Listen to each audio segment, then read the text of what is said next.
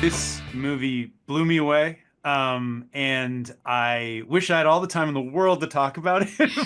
But I'll start and just say, um, where was the inspiration to tell a love story in this way? Where did it originate from for you both?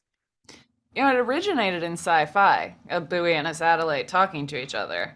And then, after a lot of research, a lot of talk about sentience and all of that, we just came right back to like old Hollywood love stories.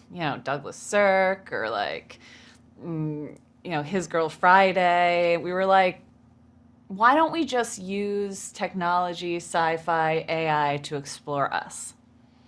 And then sentience became love or loneliness and longing for another. And that was anytime we had a question that was conceptual, like what is consciousness, we answered it with an emotional Response. answer. Yeah. Yeah.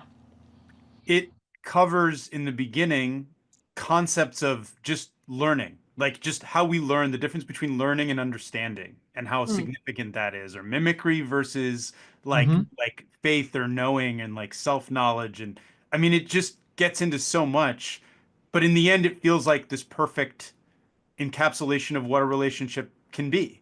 Um, can you talk a little bit about like discovering all that there was between these characters as they evolved? Like who are they to you, the satellite and the buoy? Are they yourself? Are they you guys in some way? Are they all of us? Like can you tell me a little bit about the characterizations? Well, I mean, the whole movie is just a love story about transformation, discovering who you actually are. So we just started with two characters that, felt like in different ways they encapsulated loneliness or felt lonely, and we watched them and followed the characters as they evolved into the people who they actually were. But I mean, ultimately, yeah, it's both of us in the characters as well. There's moments where one character lies about who they are. There's moments where they discover who they actually want to be, and there's ultimately two people who are trying to love and accept each other for who they are. And I mean, that's us. That's our relationship. That's hopefully all relationships, and that's the characters in the film. Do you there's something so powerful about the way this movie addresses relationships and social media and technology. We live in an era where technology and social media kind of filter how we relate to each other and ourselves. A whole generation has struggled to have confidence or fall in love with things like social media. This is a big part of this story, and I'm curious how intentional, especially now that we have like a tech oligarchy, kind of. Yeah. Like, can you talk on today of all days? Like, can Nothing, you you can't talk a laugh little at bit? that. No. It's true. It's interesting because in the past, humans would have different spheres of experience, right? Like different people would know you as a different person. Now, in this branded world, this online world that's ruled by algorithms and scores, and like we've all got like this reputation economy, you can go online and you are just one person.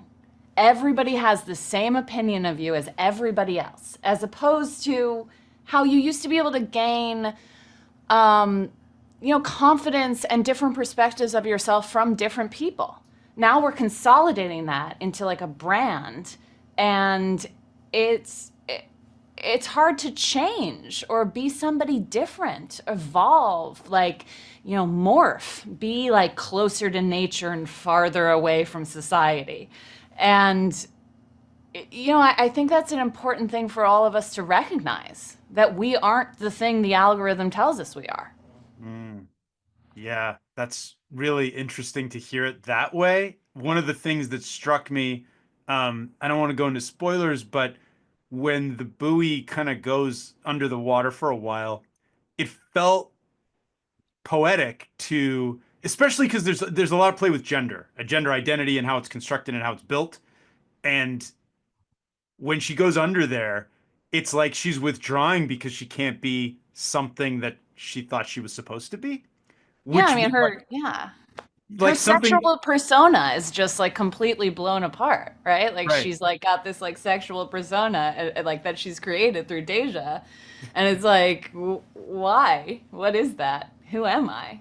Right. And the way you just said that, by the way, I think was we had a lot of like that was always a tricky part to get audiences through that section. But the way you just described it or like framed it is quite eloquent and exactly what we were aiming for. It's lovely. Well, then you did your work, right? Like, if you did the job and all I had to do was watch it. But to me, it was like, oh, there was this crazy spike, not to go too dark, in like suicide for the generation that first was online, for girls Yeah, specifically, but boys too, yeah. because they couldn't reconcile what they were and what they were looking like and how people were seeing them. And to me, it just hit like a sledgehammer during that section that like these two beings were, I mean, but I also, before I run out of time, I want to ask you about AI because it looms so large Yeah. and the way artificial learning works.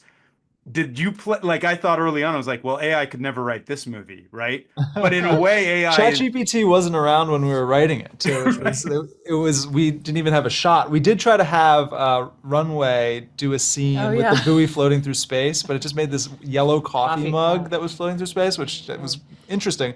But I mean, ultimately, I feel like we started writing a movie about two AIs and two different machines, a buoy and a satellite, who sort of become sentient, understand what life is all about. But ultimately, it became a movie when we realized it wasn't about AI, but it was about us and like how these two new beings are trying to understand who we are by the stuff that we put up on the internet, by the stuff that we're leaving behind, and trying to unpack the differences between, what the pretense versus the reality, and Yeah. like what we pretend to be versus who we actually are.